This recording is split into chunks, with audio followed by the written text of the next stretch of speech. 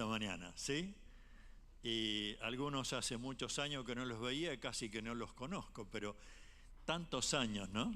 Me alegro verlos en esta mañana. Y damos gracias a Dios porque podemos estar bien. De paso, ¿están bien con calor o frío? ¿Están bien? ¿Sí? Yo estaba por traer un colchón esta mañana pero... Muy bien. Vamos a continuar en esta mañana en lo que venimos compartiendo domingo tras domingo. Y comenzamos con una parte de la Biblia porque queríamos descubrir un poquito en las emociones cómo funcionan y cuál es nuestra responsabilidad y qué nos dice la palabra de Dios en cuanto a las emociones. Y por supuesto no profundizamos ni en psicología ni en psiquiatría, sino en lo que la Biblia nos ayuda a descubrir esto. Por eso yo quiero orar en esta mañana, ¿sí? Padre, en esta hora te damos gracias por todo este grupo maravilloso que has traído en esta mañana. Sé que te propones hablarnos a cada uno. Propones que tu Espíritu Santo lleve tu palabra a lo más profundo de nuestro ser. Y te doy gracias por eso, Señor. Y queremos de veras, en el nombre de Jesús, reprender, echar fuera todo pensamiento, toda distracción, todo lo que el enemigo quiere llevarnos a que nuestros oídos sean tapados. Liberamos cada una de estas vidas, porque sé que tu bendición está en medio nuestro. Sé que tu Espíritu está queriendo convencernos a través de tu palabra. Y por eso te doy gracias, Señor, y oramos en el nombre de Jesús. Amén, Señor. Amén. Muy bien, el primer texto que vimos, y que creo que vamos a volver a leer un poquito, es Hebreos capítulo 12. Yo voy a leer versión internacional, los primeros 3 versículos, donde dice: por lo tanto, ya que estamos rodeados por una enorme multitud de testigos de la vida de fe, quitémonos todo peso que nos impida correr, especialmente el pecado que tan fácilmente nos hace tropezar. Y corramos con perseverancia la carrera que Dios nos ha puesto por delante. Esto lo hacemos al fijar la mirada en Jesús. El campeón inicia y perfecciona nuestra fe. Debido al gozo que le esperaba, Jesús soportó la cruz sin importarle la vergüenza que ésta representaba, y ahora está sentado en lugares de honor junto al trono de Dios.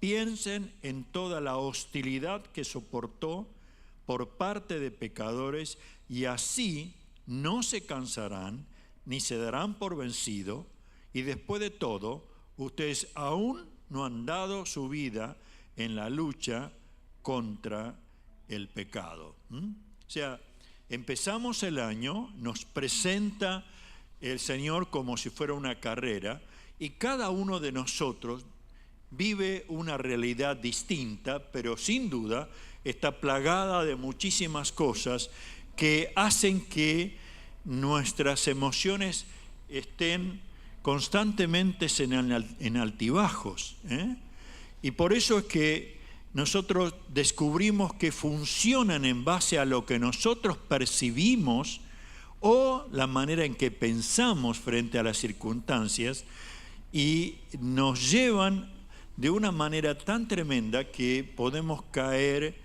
en un sistema depresivo, apático, sin ganas de esperar algo mejor. Pero Dios nos está dando a entender que cada uno de nosotros es responsable. ¿Qué hacemos con lo que Dios nos dice en su palabra? ¿Qué hacemos con una parte de la Biblia que dice: el Señor es mi pastor y tengo todo lo que necesito? Y cuando vemos que Él está dispuesto, como hemos cantado, a proveer de todo lo que necesito, no todo lo que quiero.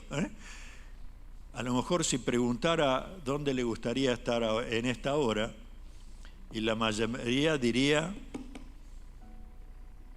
¿dónde? Tirado en la playa. Pero el Señor nos trajo con un propósito maravilloso, de descubrir que la Biblia juega un papel importantísimo en cuanto a las emociones. Y creo que cuando nosotros podemos decir, descubrimos la realidad de la palabra, ustedes pueden imaginarse a un pueblo acorralado entre montaña y mar, frente a un ejército con ganas de vengarse porque sus hijos murieron,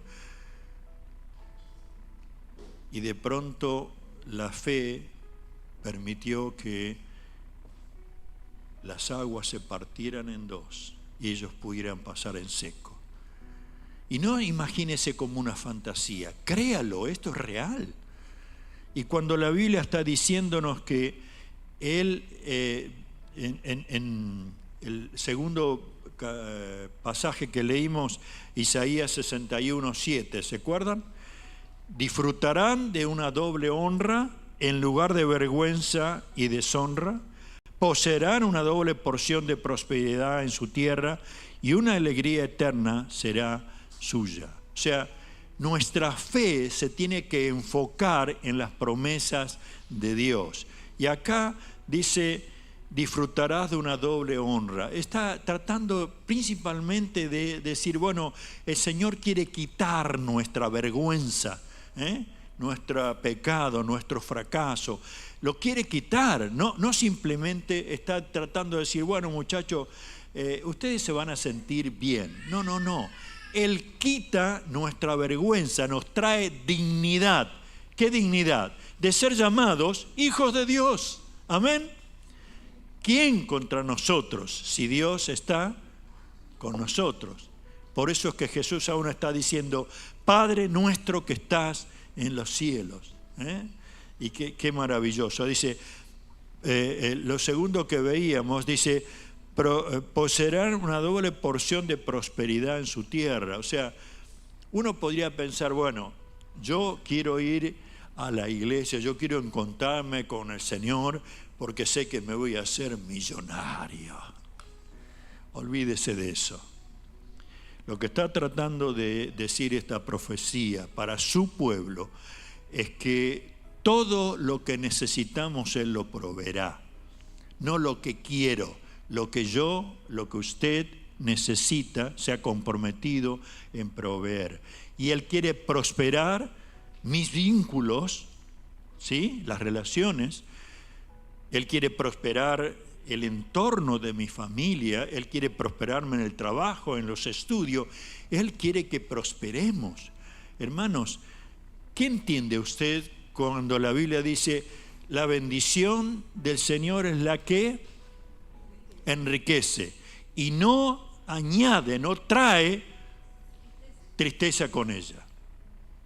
Es justamente eso.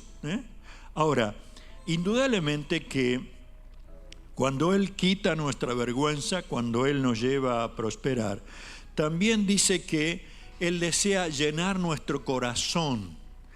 Y la versión que leí dice de alegría, pero a mí me suena un poquito muy liviano esa palabra. Y prefiero cuando dice que tendremos gozo eterno. ¿Por qué? Porque parte de ese fruto del Espíritu Santo es el gozo. Y el gozo no es simplemente me siento bien. Es esa convicción interna de que Dios está presente en cada situación de nuestras realidades. ¿Sí? Esa es la seguridad. Es algo que hasta no podríamos explicarlo, pero sé que Él está. sé que Él está obrando, sé que lo hará. Entonces, mi fe tiene que enfocarse en esta realidad de la palabra de Dios para seguir adelante. Ahora, ¿qué base, qué firmeza puede llegar a tener cada una de nuestras emociones, de nuestras realidades, aún de la promesa de Dios? Miren, Hebreos capítulo 9, versículo 13 y 14, dice: bajo el sistema antiguo, la sangre de cabras y toros y la ceniza de una novilla podían limpiar el cuerpo de las personas que estaban ceremonialmente impuras. Imagínense cuánto más la sangre de Cristo nos purificará la conciencia de acciones pecaminosas para que adoremos al Dios viviente. Pues por el poder del Espíritu Eterno, Cristo se ofreció a sí mismo a Dios como sacrificio perfecto por nuestros pecados. Por eso Él es el mediador del nuevo pacto entre Dios y la gente, para que todos los que son llamados puedan recibir la herencia eterna que Dios les ha prometido. Pues Cristo murió para librarnos del castigo por los pecados que habíamos cometido bajo ese primer pacto. O sea,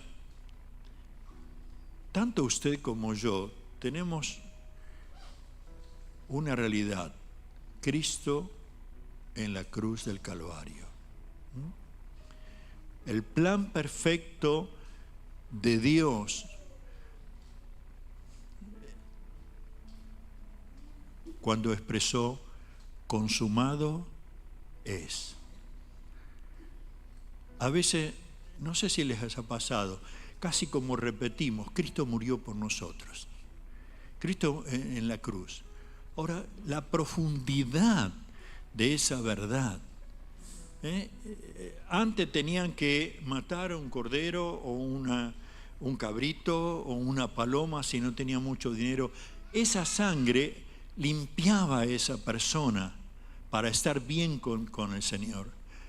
Pero ahora cada uno de nosotros no tiene que hacer sino afirmar su fe en esa obra preciosa de Jesús.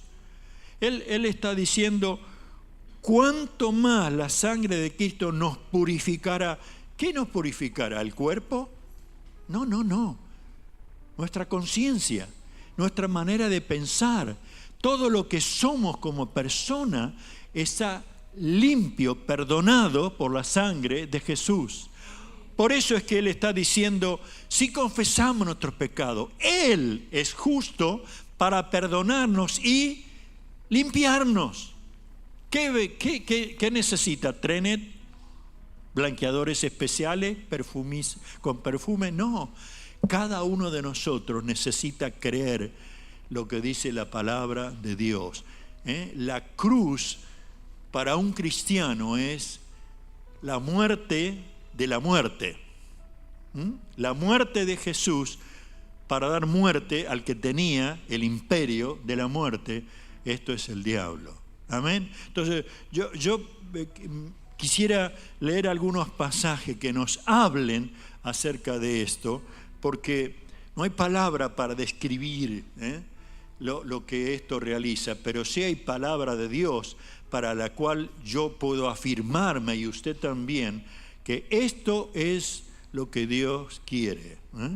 Pablo lo resumía: con Cristo estoy juntamente crucificado.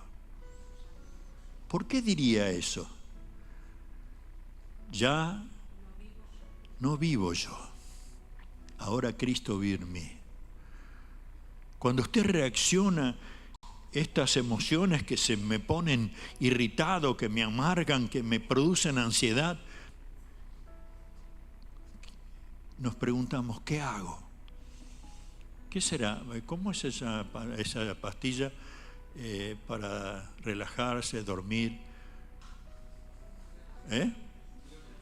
Clonazepam. Uno dice: bueno, la verdad, biorelajante, no caipirinha, no, dejemos eso por lado.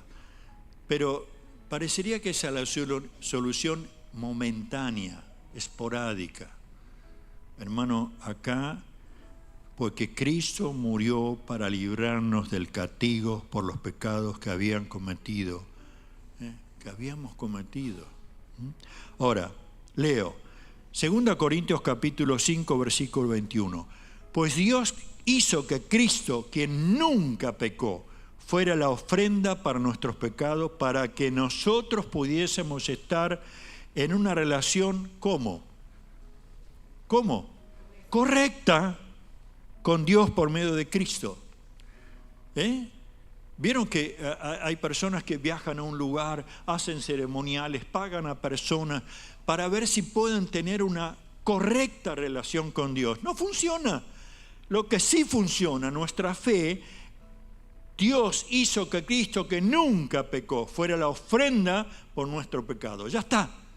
Ya fue hecho. ¿Cómo podríamos decir? Esta palabra, somos justificados. Es que Cristo fue el sustituto por usted y por mí de una manera perfecta.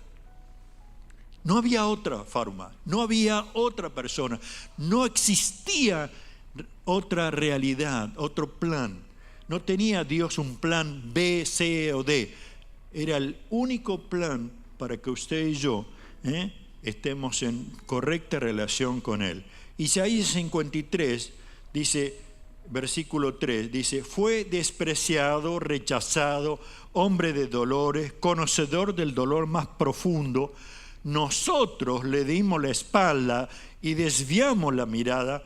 Fue despreciado, no nos importó. Sin embargo, fueron nuestras debilidades las que Él cargó. Fueron nuestros dolores lo que lo agobiaron. Y pensamos que sus dificultades eran un castigo de Dios, un castigo por sus propios pecados. Pero Él fue traspasado por nuestras rebeliones, aplastado por nuestro pecado, fue golpeado para que nosotros estuviéramos en paz, fue azotado para que pudiéramos ser sanados. La obra de Cristo fue maravillosa. Hermano, yo tengo que apreciar eso y darte gloria a Dios. Gloria a Dios. Gloria a Dios.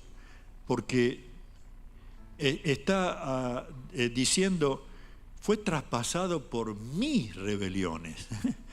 Fue aplastado por mi pecado, ¿no? Vieron que uno dice, ¿por qué hiciste eso? Y sí, fulano. Ah, ¿cómo querés que no está mal? Mi suegra ahí siempre metida. No. Acá dice, tomo mi responsabilidad. Yo le fallé a Dios. Yo tengo en mi ADN el pecado que me insta constantemente. Ahora, cuando yo deposito mi fe en esta palabra, digo, Señor, alabado sea tu nombre. Gloria a ti.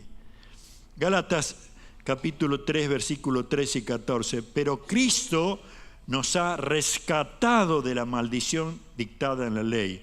Cuando fue colgado en la cruz, cargó sobre sí la maldición de nuestras fechorías, pues está escrito, maldito todo el que es colgado en un madero. Mediante Cristo Jesús, Dios bendijo a los gentiles con la misma bendición que les prometió a Abraham, a fin de que los creyesen pudiéramos recibir por medio de la fe al Espíritu Santo prometido.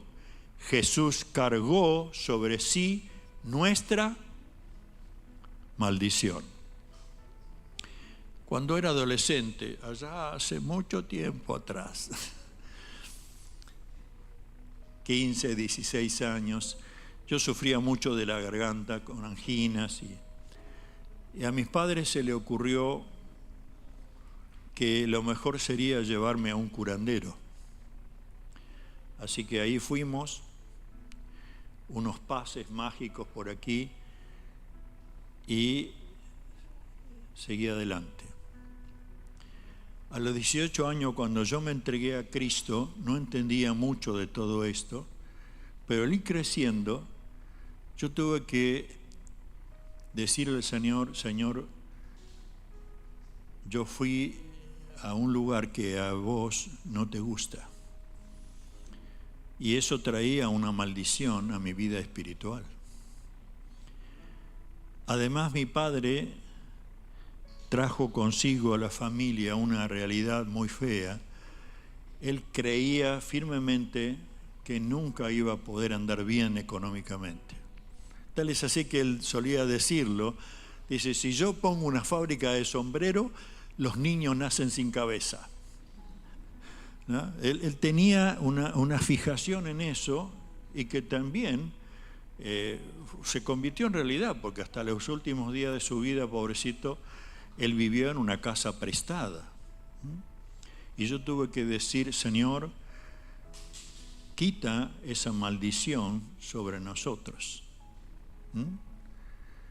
Y yo doy gracias a Dios porque, hermanos, usted necesita ver esa realidad de lo que dice la Biblia. Jesús quiere llevar y cortar toda maldición.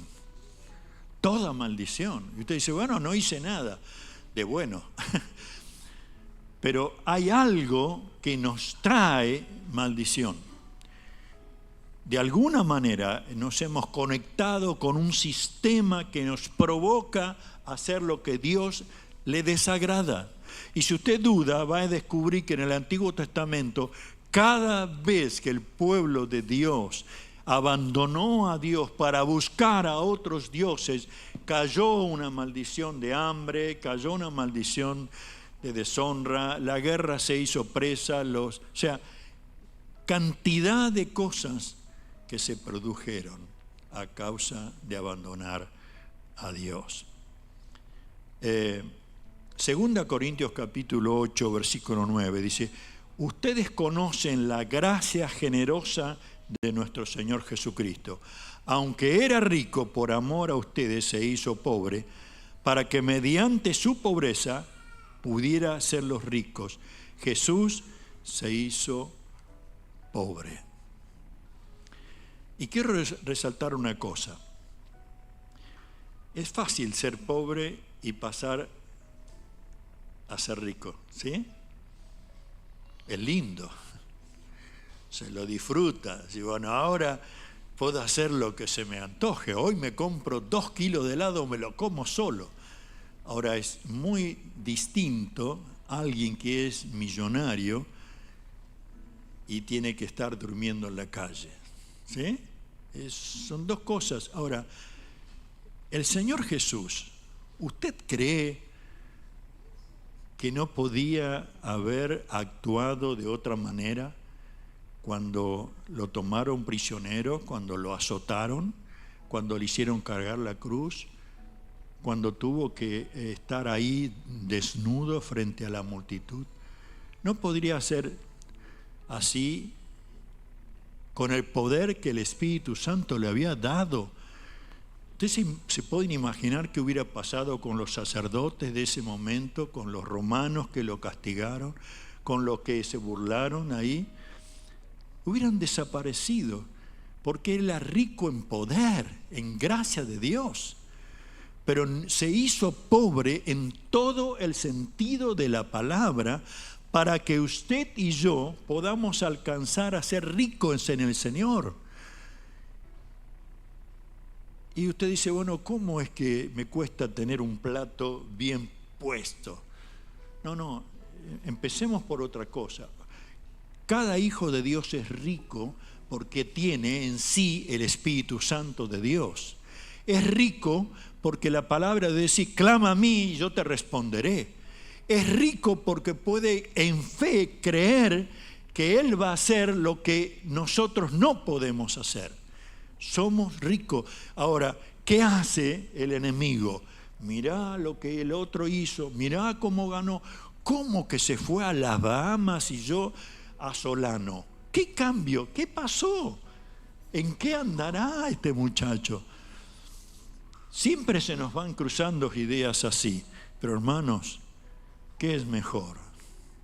Estar en correcta relación con Él y creer que Él se va a encargar de mi vida como cuida de los pájaros? ¿O estar una semana en tremendas cosas y después venir y ver qué triste es el entorno en que él vive? ¿Saben lo que dice la palabra de Dios en 2 Timoteo capítulo 1, versículo 7? Dice, Dios no nos ha dado espíritu de cobardía ni de temor. ¿Sí? ¿Lo pusieron? ¿Sí? Porque no nos ha dado Dios espíritu de cobardía, sino de poder, de amor y de dominio propio. Y quería que resaltamos esto. ¿Por qué razón? Por la simple razón que uno dice, no, yo no puedo con mis emociones, yo no puedo. Y Dios dice, claro, eso es lo que estoy esperando, que te des cuenta. Pero yo te he dado a ti espíritu de poder, de amor y de dominio propio para que ejecute en ti, que ejecute en vos todo lo que necesita. Por último, vamos a ver, si mi voz me aguanta, una historia que está en Marcos capítulo 5, que ya ustedes la conocen. Se trata de, leo los versículos 22 y versículo 2 versículos 6. Dice, entonces llegó uno de los líderes de la sinagoga local llamado Jairo. Cuando vio a Jesús, cayó a sus pies y le rogó con fervor, mi hija se está muriendo. Por favor, ven y pon tu mano sobre ella para que sea sana y viva. Este era un hombre religioso, conocía a Dios, pero comenzó a descubrir que había una solución para su hija que estaba por morir. Estaba un papá desesperado, ¿sí? Totalmente desesperado. Y él hasta le dice a Jesús lo que tiene que hacer. Si vos venís a mi casa y le ponés la mano, ella va a sanar. Como si Jesús necesitara las dos cosas. Él hubiera dado una palabra y ya estaba, ¿no? Sin moverse. Pero él era tal su confianza y su fe puesta en el Señor que trató de transmitirle estas cosas. Pero creo que la reacción emocional de cada uno de nosotros podía ser exactamente igual, ¿sí? ¿Qué hizo Jesús? Dice, bueno, vamos. Vamos. ¿Y por qué? Porque él estaba viendo no simplemente la necesidad, sino una oportunidad que la gente descubriera qué hace el poder del reino de los cielos. Este hombre se puso de rodillas, estaba clamando, había una tremenda desesperación. Pero ni bien van caminando, todos ahí apretujados, siguiendo a Jesús, dice que Jesús se frena y dice, ¿quién me ha tocado? Para no leer toda la historia. Y los discípulos dicen, bueno, Señor, ¿cómo se te ocurre? Estamos todos apretados aquí y vos decís, ¿quién me tocó? Pero él empezó a mirar y una mujer, dice, una mujer de la multitud, hacía 12 años que sufría una hemorragia interna, había sufrido mucho con varios médicos a lo largo de los años, había gastado todo lo que tenía para poder pagarle, pero nunca mejoró. De hecho, se puso peor. Esta es la condición de esta mujer, que esta mujer con fe, porque lo único que le quedaba era su fe en Jesús, todo lo demás no dio resultado, ni los médicos, ni lo que tenía de dinero, nada.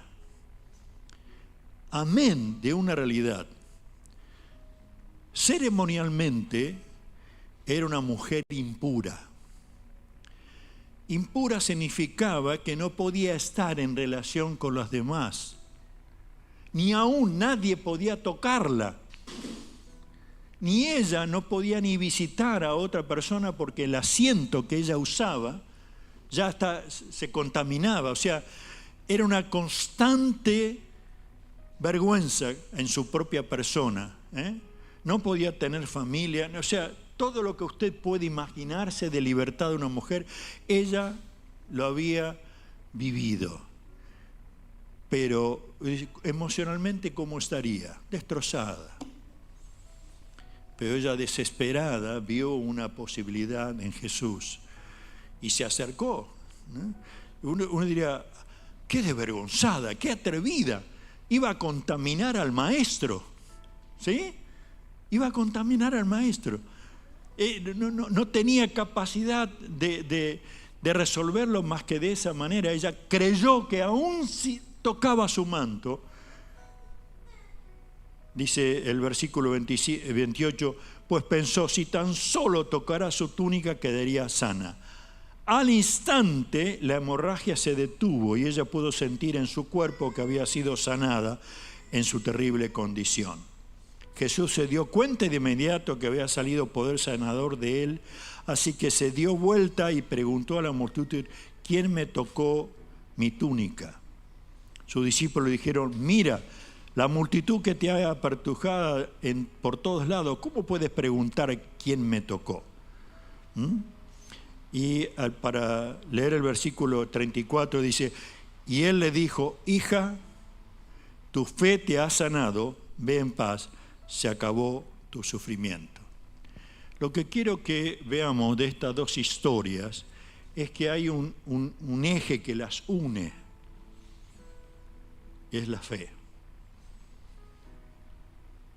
La fe que debe llevarnos a ver que mis emociones pueden estar en control del Señor. La fe que me lleva a mirar que la palabra de Dios tiene todo lo que necesito en promesas, en milagros, como para que yo pueda descubrir que se va a producir también en mí.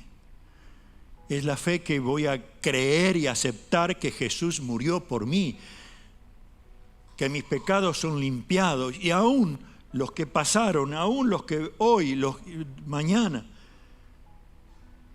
y poder llegar a participar el gozo de su salvación, la riqueza de su reino.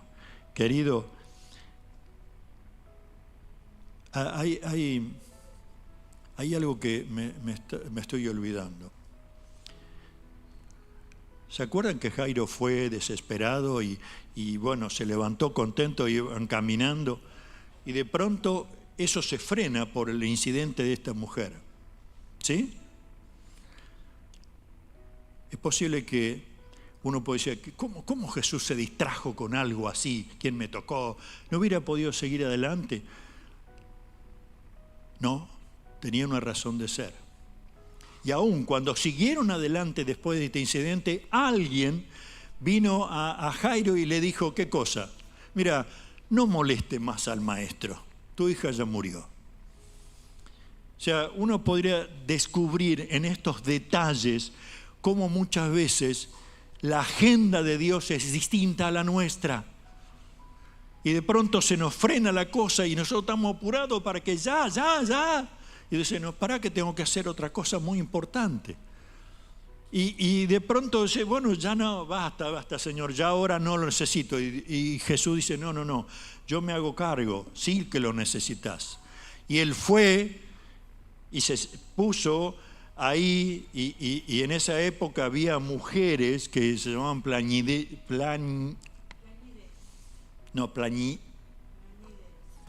la llorona, que se les pagaba para eso. Hagámoslo fácil.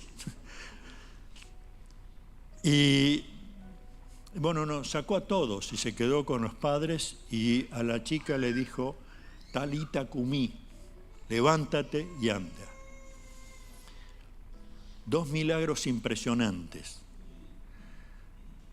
pero demostrando que Jesús tiene el poder de hacer las cosas que nosotros no podemos hacer. Hermano, corramos con paciencia la carrera que tenemos por delante, con una advertencia: puestos los ojos en Jesús, el autor y el consumador de la fe. No mire simplemente la realidad como una percepción de la situación que le va a llevar para abajo. Mírelo a Él. Él está por encima de todas las cosas. Él murió por encima de todas las tentaciones y estrategias del diablo. Él destruyó al que tenía el imperio de la muerte, y que aunque está vivo y activo y sus demonios siguen mintiéndonos y procurando que nuestras debilidades sean bien exaltadas, es la fe en el Señor y en su palabra. Es la obra del Espíritu Santo en nosotros que nos va a proporcionar todo lo que nosotros necesitamos. Hermanos, si Dios es con nosotros, ¿quién contra nosotros?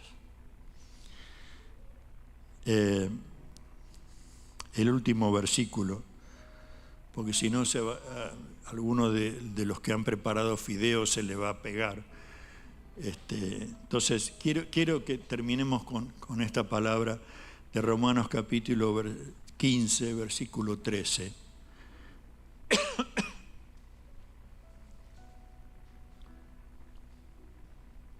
Pablo dice: le pido a Dios, fuente de esperanza, que los llene completamente de alegría y paz, porque confían en Él. Entonces rebosarán de una esperanza segura mediante el poder del Espíritu Santo. ¿Sí? Ahora permítanme leerla en versión 60, y dice: y el Dios de esperanza os llene de todo gozo y paz en el creer, para que abundéis en esperanza por el poder del Espíritu Santo. ¿Quién toma esta palabra para sí? ¿Amén? Yo lo tomo. Digo: Señor, esto es para mí, porque este año es un nuevo año, pero lleva consigo muchas luchas y muchas dificultades, pero frente a ellas estamos en victoria. Porque fíjese que dice: para que abundéis en esperanza. ¿Por qué? Por el poder del Espíritu Santo, no por otra cosa. Así que, ¿qué tal si nos ponemos de pie, si usted puede, y terminamos orando al Señor? Y si usted tiene que en este momento decir: Señor, las emociones me han hecho perder muchísimas cosas, que en este momento nosotros podamos decir: Padre, aquí estamos, te la entrego a ti. Señor, en esta hora te queremos dar gracias. Aleluya, aleluya. Gracias porque sé que tú estás obrando. Te ruego que estés obrando en Elisa especialmente, para reconfortarla, consolarla frente a la pérdida de su esposo. Te ruego que cada realidad que viva lo que has traído en esta mañana pueda tomarse de tu palabra, de tus promesas. Podamos tomarnos de Jesucristo y decir: quiero tener puestos mis ojos en ti, Jesús. Oh, gracias por perdonarme, Señor. Gracias por perdonarnos, Señor. Gracias por hacernos tus hijos amados. Gracias por ponerle control al enemigo para que no pueda utilizar absolutamente nada de mis debilidades. Y llénanos con tu Espíritu Santo para que de veras podamos gobernar sobre nuestras emociones, podamos gobernar sobre todo aquello que se imponga, se oponga a hacer tu voluntad. Gracias, Señor. Despídenos con tu bendición en esta mañana. Haz que de veras el gozo de tu presencia en nosotros renueva nuestra manera de percibir las dificultades. Una nueva esperanza de victoria brote en cada uno de nosotros, convenciéndonos que tú eres el Señor. Nadie contra ti, nada contra ti. Todo está en tus manos. Bendito sea tu nombre. Cada gobernante, cada autoridad, Señor, está bajo tu autoridad. Te damos gracias, Señor. Y si de pronto hay entre nosotros alguno que está enfermo, Padre, produce milagro de sanidad. No importa cuál sea, tú estés obrando sanidad, obrando sanidad, obrando sanidad. Gracias, Señor, por lo que haces y aún por lo que harás.